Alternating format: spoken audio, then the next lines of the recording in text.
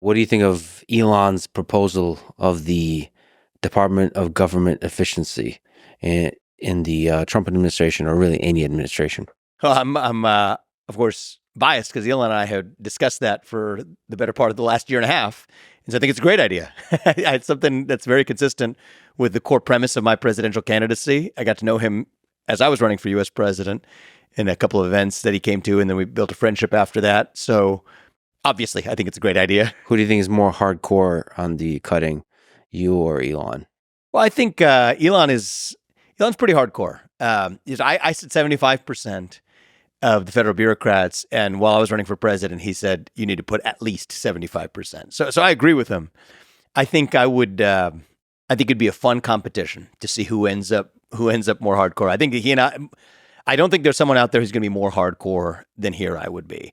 And the reason is, I think we share in common a willingness to take the risk and see what happens. I mean, the sun will still rise in the east and set in the west. That much I guarantee you. Is there going to be some broken glass and some damage? Yes, there is. There's no way around that. But once you're willing to take that risk, then it doesn't become so scary anymore. And here's the thing, Lex. It's easy to say this. Let's talk about where the rubber hits the road here. Even in the second Trump term, this would be, the discussion. President Trump and I have had this conversation, but I think we would continue to have this conversation, is where does it rank on our prioritization list? Because there's always going to be a trade-off.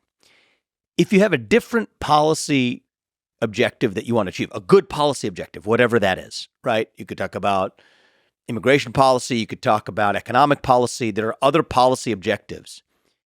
You're going to trade off a little bit in the short run the effectiveness of your ability to carry out that policy goal if you're also committed to actually thinning out the federal government by 75%, because there's just going to be some clunkiness, right? I mean, there's just going to be frictional costs for that level of cut. So the question is, where does that rank on your prioritization list?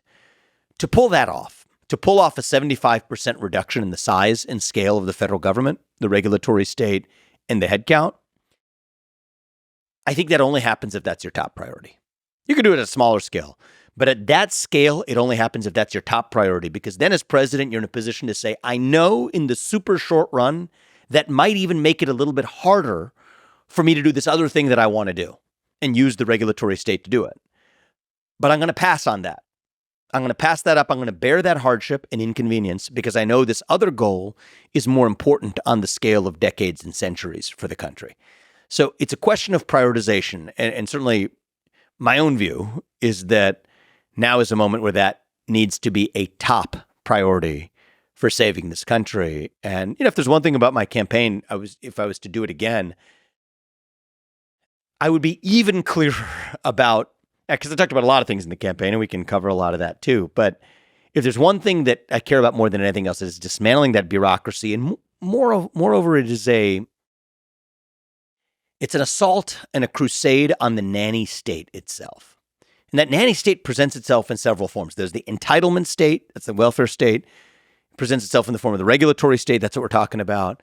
And then there's the foreign nanny state, where effectively we are subsidizing other countries that aren't paying their fair share of protection or other resources we provide them.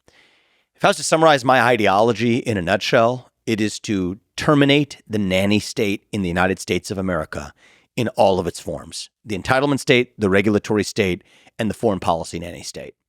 Once we've done that, we've revived the republic that I think would make George Washington proud.